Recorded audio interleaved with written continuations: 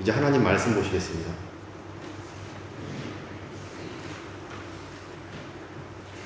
하나님의 말씀은 누가복음 24장 44절에서 49절까지 말씀입니다.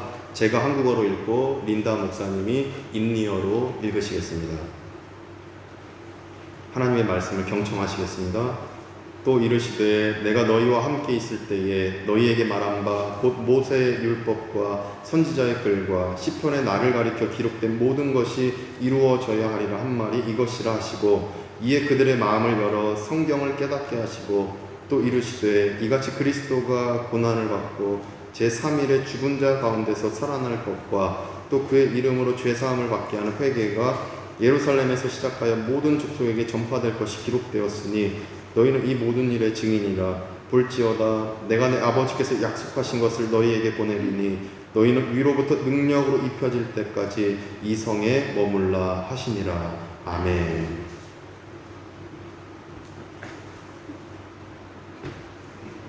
Ia berkata kepada mereka, inilah perkataanku yang telah kukatakan kepadamu ketika aku masih bersama-sama dengan kamu, yakni bahwa harus digenapi semua yang ada tertulis tentang aku dalam kitab Taurat Musa dan kitab Nabi-Nabi dan kitab Mazmur. Lalu ia membuka pikiran mereka sehingga mereka mengerti kitab suci. Katanya kepada mereka, ada tertulis demikian, Mesias harus menderita dan bangkit dari antara orang mati pada hari yang ketiga, dan lagi dalam namanya berita tentang pertobatan dan pengampunan dosa harus disampaikan kepada segala bangsa, mulai dari Yerusalem. Kamu adalah saksi dari semuanya ini, dan aku akan mengirim kepadamu apa yang dijanjikan Bapakku. Tetapi kamu harus tinggal di dalam kota ini sampai kamu diperlengkapi dengan kekuasaan dari tempat tinggi. Amin.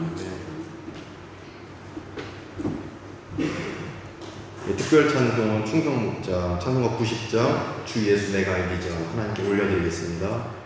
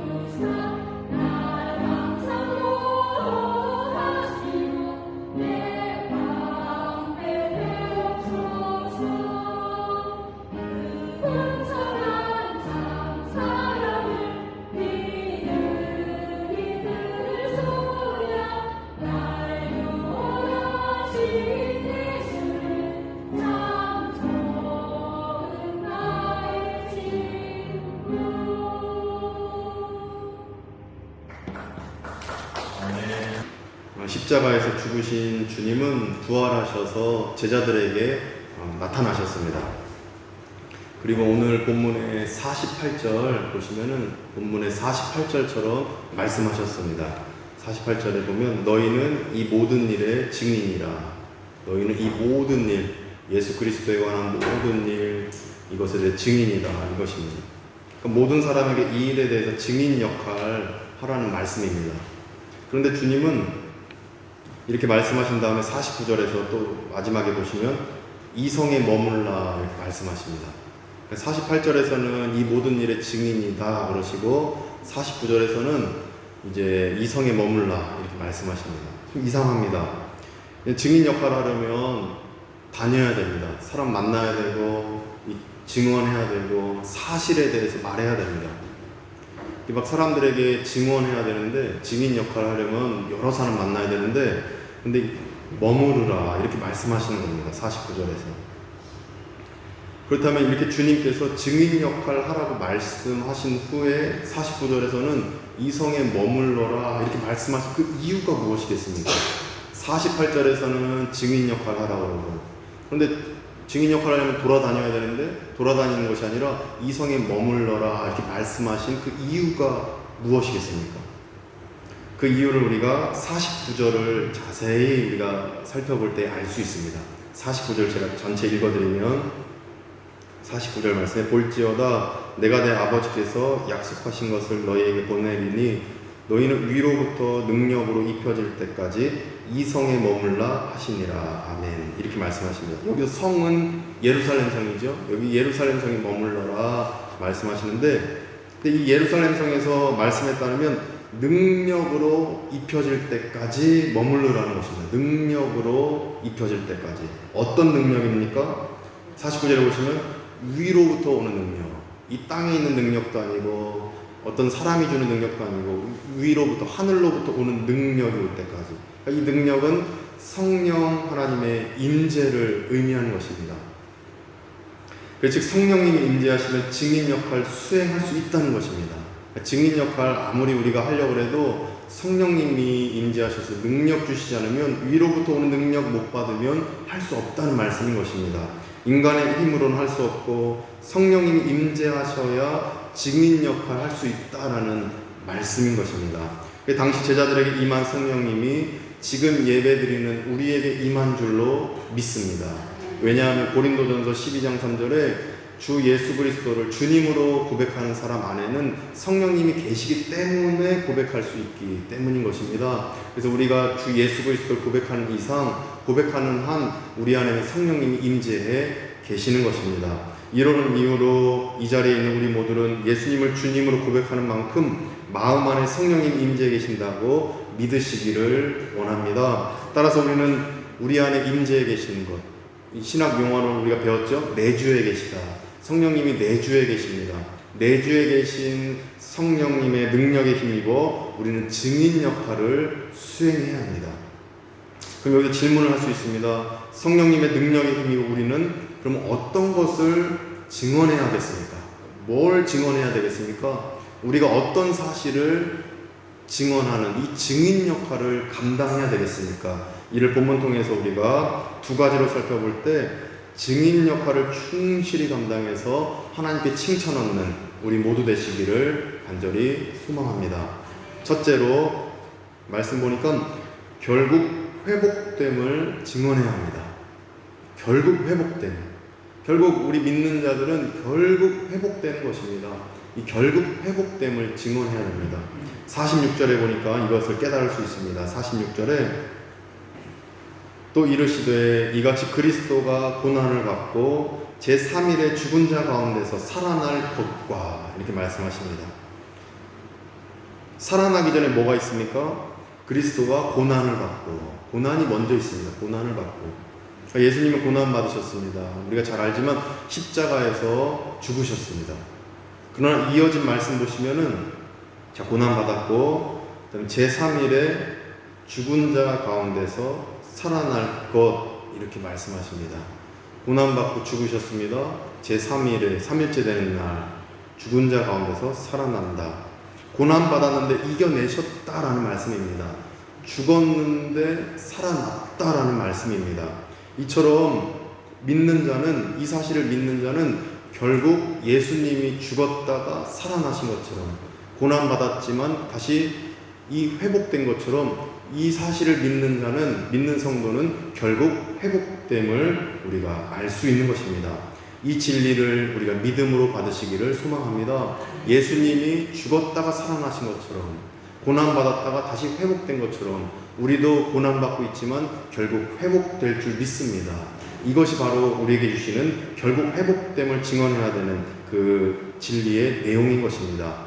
고난받지만 이겨낼 것입니다. 지금 우리는 힘들지만 분명히 이를 극복할 수 있는 것입니다. 이 극복의 근거는 어디에 있습니까? 예수님이 다시 살아났다라는 것, 예수님이 다시 회복되셨다라는 것, 이것을 믿으면 우리도 결국 회복되는 그 은총이 우리에게 덧입혀진다는 것입니다. 이 진리를 믿음으로 받아서 결국 회복됨 안에서 늘 소망과 평강 누리시는 우리 모두 되시기를 간절히 원합니다. 죽었지만 살아나신 예수님처럼 우리도 하나님께서 결국 회복시켜 주실 것입니다. 우리를 회복시켜 주실 것입니다. 사람이 말하는 방식도 아닌 것이고 우리 머릿속에 있는 방식도 아니고 하나님의 방법대로 결국 우리는 회복될 것입니다. 이 어려움을 결국 회복시켜 주시는 하나님의 그 은총, 예수 그리스도의 그 회복되심을 바라보면서 늘 평강 가운데 거하시기를 소망합니다. 우리의 가정, 우리의 삶에 고난이 있으실 것입니다. 그러나 그 고난을 이겨낼 것이고 우리를 회복시켜 주실 것입니다. 이 진리가 오늘 46절에 있는 바로 우리에게 깨닫게 하시는 진리인 것입니다. 이 예수님의 부활이 주는 이 은총을 그래서 우리는 주변에 전해야 되고 또 주변에 전할 뿐만 아니라 나한테도 전해야 됩니다. 우리는 때론 우리 마음을 내가 통제하고 있다 여기지만 통제 못할 때가 있습니다. 그래서 호종아, 너는 예수님을 믿어야 돼. 진짜 호종아, 너는 예수님이 너를 살려주실 거야. 회복시켜 주실 거야. 자기 자신한테도 증언해야 됩니다. 자기 자신한테 증언하고 주변 가족에게도 증언하고 주변 이웃들에게도 증언하는 우리가 되기를 소망합니다. 예수님께서 부활하셨듯이 우리 성도님들 역시 다 부활하실 것입니다. 근데 부활은 두 가지가 있습니다. 죽음 이후 영생을 얻는 부활. 우린 다 결국엔 죽음을 맞이하게 되는데 죽음 이후에 저 천국에서 영원한 생명을 얻는 그 부활이 있고, 두 번째 부활은 이 땅에서 얻는 부활, 현재 삶에서 어려움을 이겨내고 결국 회복시켜 주시는 부활이 두 번째 우리에게 주시는 은총의 그 부활입니다. 그러니까 저 세상에서 얻는 부활, 이 세상에서 얻는 부활, 이 두 가지가 하나님이 주신 우리에게 주신 부활의 은총인 것입니다. 이렇게 회복의 부활을 얻는 과정에는 그러니까 이 세상에서 얻는 부활 그 은총, 이 결국 회복되는 그 은총의 그 과정은 이렇습니다. 46절에 보시면 제3일에 이렇게 말씀하십니다. 46절에 제3일에 그러니까 제3일이면 첫 번째 금요일날 죽으셨습니다. 예수님이 토요일날 침묵하셨습니다. 아무런 일도 없습니다. 주일날 부활하셨습니다. 금요일날 죽으시고 토요일날 침묵하시고 주일날 부활하셨습니다. 이 3일째 되는 날 부활하신 겁니다. 과정이 이렇죠. 죽으셨고 침묵하셨고 3일째 되는 날 부활하시고, 이를 우리 인생에 적용해 보면 문제가 다가오고, 예수님은 죽으셨는데 우리에게 문제가 다가오는 거죠. 문제가 다가오면 죽을 것처럼 다리에 힘이 풀리고 너무 힘든 것입니다. 우리에게 문제가 다가오고 그 다음에 침묵을 경험하고 그 다음 뭡니까? 회복입니다. 결국엔 우리를 회복시켜 주실 것입니다. 지금 우리는 어떤 단계에 계십니까? 어떤 상황에 계십니까? 문제가 이미 다가왔고 아마 침묵 단계에 계시지 않을까 저는 조심스럽게 생각해 봅니다. 침묵 단계에 계신 분들은 이겨내십시오. 인내하십시오. 결국 그 다음 단계는 회복입니다. 회복입니다. 결국 회복 주실 것입니다. 우리가 이제 문제 다가왔고 죽음을 경험했고 영적인 죽음이든 너무 괴로운 것, 어려움들 경험했고 이제 침묵 단계에 있고 그 다음에는 회복입니다. 그 회복이 결국 올 거니까 끝까지 인내하시고 참으시고 이겨내시기를 소망합니다.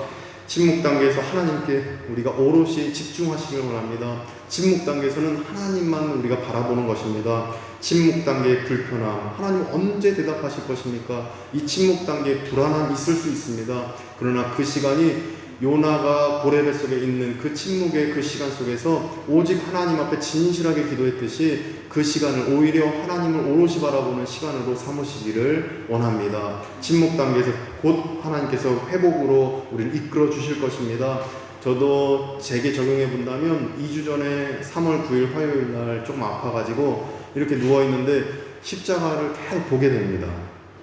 금요일까지 이제 아파서 가만히 혼자 입원하기 전까지 이제 계속 십자가 보면서 언제 회복시켜 주실 것입니까? 때로는 원망도 하고, 하나님 제가 아프면 이거 마비됩니다. 이거 빨리 이거 야야산도 교회도 이렇게 해야 되는데 하나님 언제 회복시키실 겁니까? 이 침묵 단계에 있었던 것 같습니다.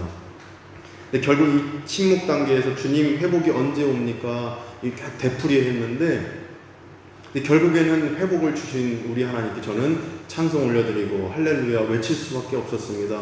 결국 침묵 단계에 계신 분들은 끝까지 인내하시고 참으셔서 결국에 주님이 부활하셨던 것처럼 하나님이 우리를 회복시켜 주실 것입니다. 그 회복을 끝까지 경험하시는, 또 끝까지 소망하시는, 믿으시는 우리가 되셔서 그 회복 단계에서 더욱더 하나님을 찬송 올려드리는 우리 모두 되시기를 간절히 축복합니다. 이 은총의 비밀을 믿음으로 받으시고 침묵 이후 결국 회복됨을 우리부터 믿고 경험하셔서 주변에 널리 알리시고 나 자신에게도 계속 되뇌이면서 알리시는 우리가 되기를 소망합니다. 둘째로 말씀 보니까 죄사함을 증언해야 합니다. 죄사함, 이것을 우리가 증언해야 합니다. 47절 보니까 47절에 또 그의 이름으로 죄사함을 받게 하는 회개가 예루살렘에서 시작하여 모든 족속에게 전파될 것이 기록되었으니, 이렇게 말씀하십니다. 죄사함을 주셨다라는 것인데, 이 죄사함은 하나님의 법적인 용서입니다. 법적 용서, 하나님의 법적 용서. 그러니까 심판주이신 하나님께서 법적으로 용서하셨다라는 것입니다. 이게 어떤 의미냐면, 내 감정적으로 우리 그럴 때 있죠. 내 감정적으로 난 아직도 죄인이구나 라고 느낄 때가 있습니다. 또 내 지식적으로, 내 머리적으로도 나는 이렇게 죄인처럼 생각하는구나 이럴 때 있고, 또 내 의지적으로도 나는 이렇게 죄를 범하는구나, 또 범하는구나, 이러한 모습이 바로 우리의 모습입니다. 지정의적으로 아직 죄인이다라는 것입니다.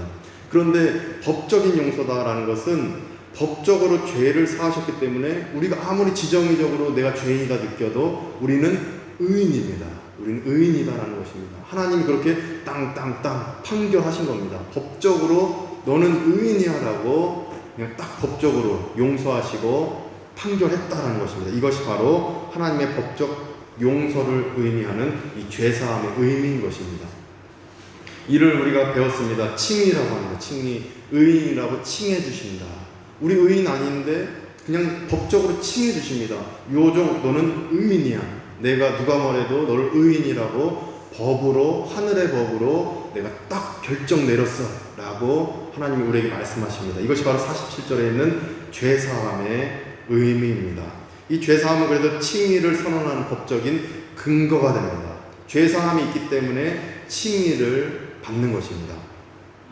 이러한 죄사함을 우리는 어떻게 얻습니까? 47절에 기록되어 있죠. 그의 이름으로 죄사함을 받게 하는 회개. 예수 그리스도의 이름으로 회개하면 얻을 수 있다. 다른 사람의 이름도 아니고 타 종교도 아니고 오직 예수 그리스도의 이름으로 회개할 때에 이 죄사함을 얻고 우리는 칭의를 얻을 수가 있는 것입니다. 예수 그리스도 이름으로 회개하면 법적인 이 죄사함을 받고 의인이 된다는 것입니다. 예수 그리스도 이름으로 회개하고 우리 모두는 법적인 이 죄사함을 받고 의인이 된 줄로 믿습니다. 의인이라고 칭함 받았기 때문에 우리는 더불어서 뭘 얻습니까? 천국 백성이 되는 것입니다. 그게 놀라운 은혜인 것입니다. 이 죄사함을 얻어야 천국 백성이 되는 것입니다. 죄가 있으면 천국에 갈 수가 없습니다. 우리는 칭의를 얻었습니다. 죄사함을 받고 의롭다 칭함을 받았습니다. 이제 우리는 천국 백성이 된 것입니다. 오직 예수 그리스도 이름으로 회개했기 때문에 가능한 것입니다. 따라서 이것이 우리에게 소망이 되고 힘이 되기를 원합니다. 이 세상의 삶이 아무리 어려워도 저 세상의 그 천국을 바라본다면 우리는 넉넉히 이겨낼 수 있으리라 믿습니다. 이 놀라운 은혜에 대해서 우리는 증인 역할을 수행해야 하는 것입니다. 죄사함은 엄청난 은혜입니다. 이 죄사함을 경험하지 못했을 때는 알 수 없는 영적 굴레에 쌓여서 알 수 없는 두려움에 우리가 살아가게 됩니다. 독일 신학자 펠만이라는 사람이 있습니다. 펠만이라는 독일 신학자가 교리론이라는 책에서 이 죄사함 경험 못한 비신자들의 상태를 이렇게 표현했습니다. 제가 한번 읽어드리겠습니다. 믿지 않는 자들, 비신자들은 자신의 상황에 관해 속임을 당했습니다. 그래서 그는 감옥의 벽에 창문을 그려놓고 이데올로기의 가구들로 감옥을 쾌적하게 꾸밈으로써 창문이 없는 감옥을 살기 좋게 만들려고 합니다. 이렇게 표현해 놨습니다. 비신자들은 감옥에다가 창문 그려놓고 이데올로기, 민주주의, 공산주의, 자본주의, 등등 인간이 만드는 신념, 무슨 주의, 여러 이데올로기로 이 감옥을 아름답게 막 가구들을 배치해놓고 꾸며놓습니다. 근데 감옥은 감옥입니다. 아무리 감옥을 꾸며놔도 안 됩니다. 감옥을 나가야 진짜 자유를 얻는 것입니다. 이것이 바로 죄사함 경험하지 못한 사람들의 상태인 것입니다. 이러한 경험을 저 역시도 20살 때 예수님을 만났으니 그 전에는 감옥과 같은 상황에서 인생을 어떻게 풀어나가야 되나 인생이 막막하고 항상 알 수 없는 분노에 휩싸이고 알 수 없는 이유를 알 수 없는 그 마음의 우울함들이 가득했던 상태인데 감옥을 벗어난 이렇게 행복한 걸 이것을 저는 개인적으로 고백할 수가 있습니다. 이러한 고백이 우리 모두에게 있을 줄로 믿습니다.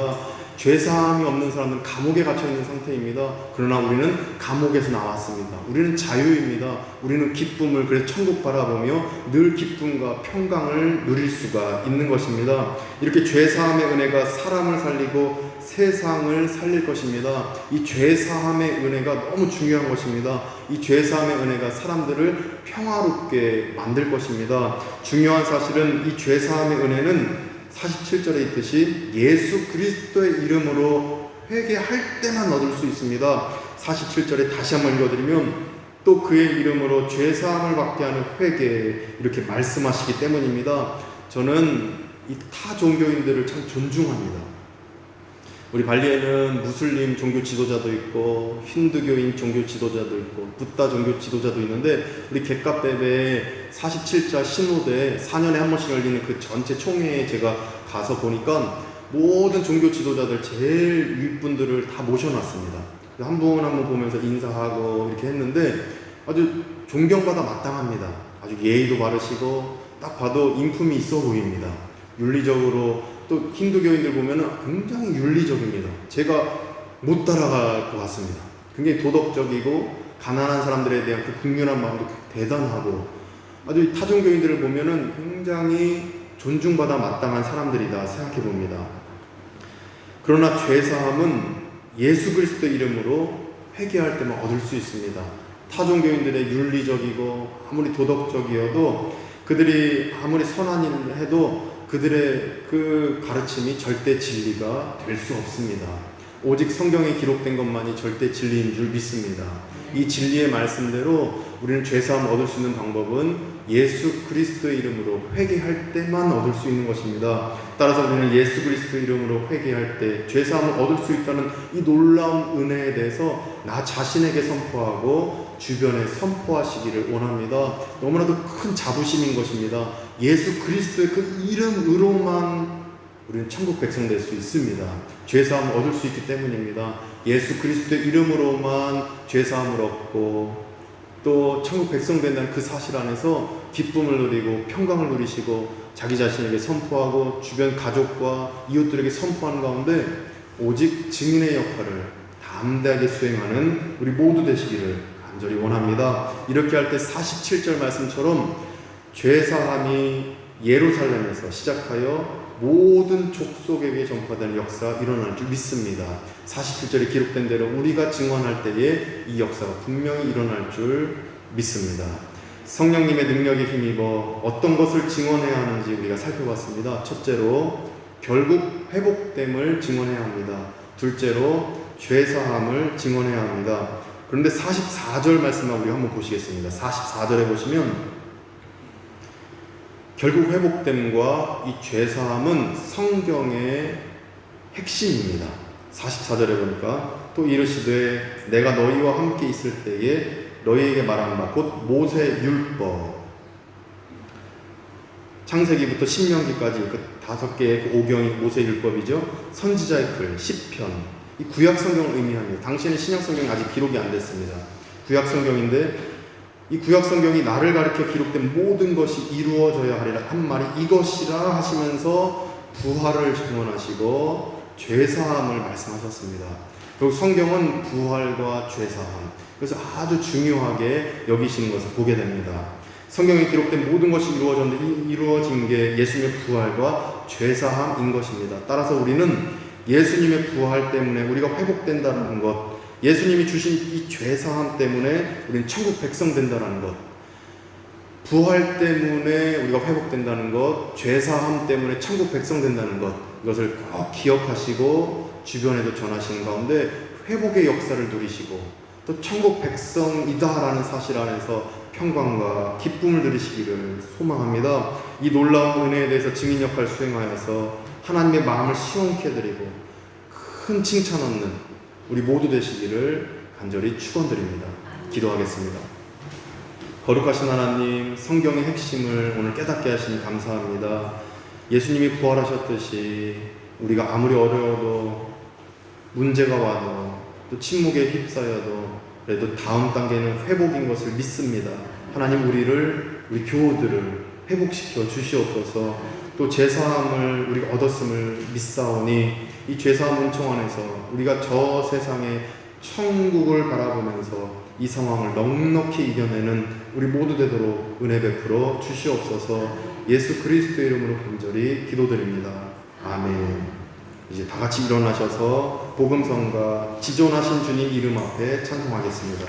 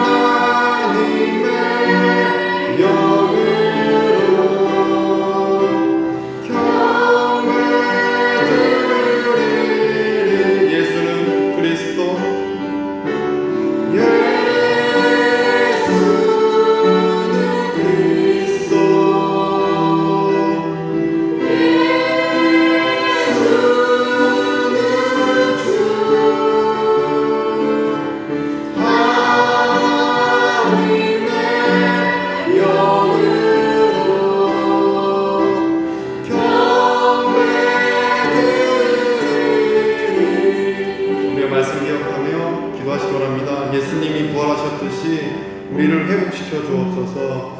우리의 가정 경제, 또 우리의 사업자, 나의 믿음의 문제, 우리 가족들 다 회복시켜 주옵소서. 건강도 회복시켜 주옵소서.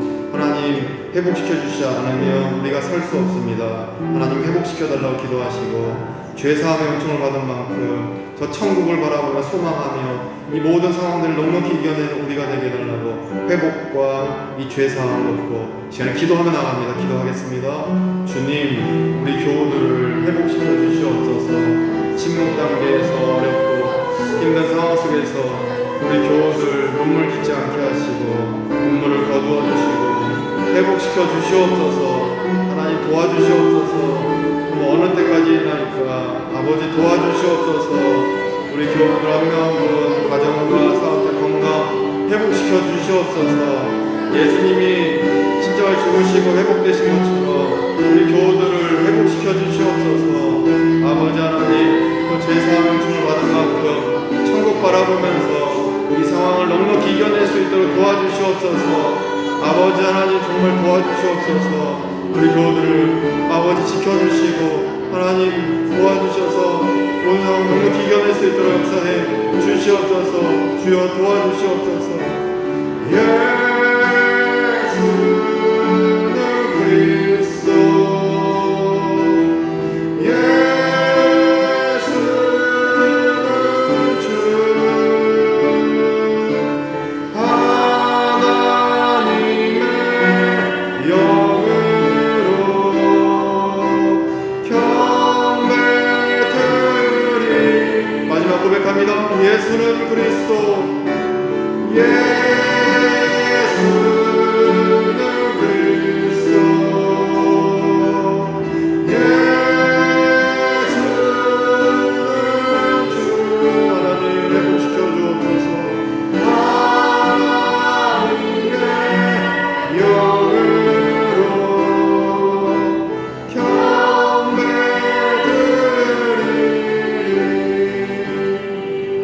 하나님, 우리 교우들을 회복시켜 주실 줄 믿습니다. 죄사함 받은 우리 교우들 저 천국 바라보면서 이 어려움들 분명히 이겨내게 하실 줄 믿습니다. 이제는 우리 구주 예수 그리스도의 은혜와 하나님의 크신 사랑하심과 성령님의 감화감동 교통케 하심이 예수님의 부활 때문에 결국 우리 모두는 회복될 것이고, 예수님의 이름으로 회개해서 죄사함 얻은 우리는 천국 백성 되었고 이제 증인 역할 수행하기로 다짐하는 발리안 교회 모든 교우들 가운데, 그 가족들 가운데, 그 교민들 가운데에, 또 현지인 직원들 가운데에, 아픈 환우와 그 가족들 가운데에 함께 예배드리는 모든 성도님들 가운데 이제부터 영원까지 함께 하시기를 간절히 축원하옵나이다. 아멘.